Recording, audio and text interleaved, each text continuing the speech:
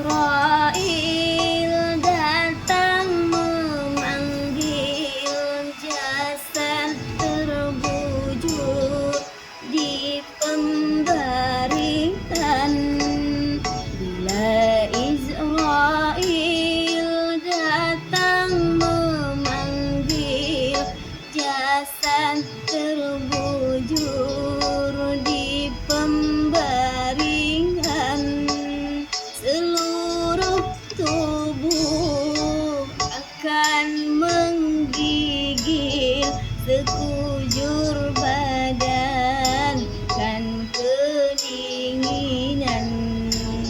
Seluruh tubuh akan menggigil, sekujur badan kan kedinginan. Nampak ini?